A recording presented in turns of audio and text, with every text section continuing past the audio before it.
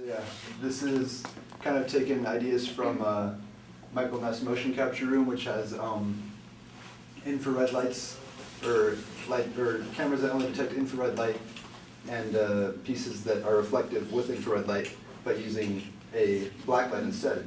So by turning off all the other lights and getting the black light going, then any tip that has, you know, reflection with a black light, like a highlighter, is going to be picked up. And then through that, in Max, you can find the X and Y positions according to the camera, and use those to alter the pitch and distortion. Which direction is pitch? Y.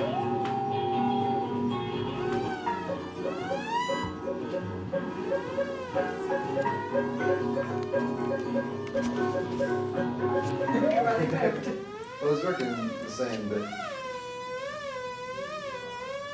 you're just missing one camera.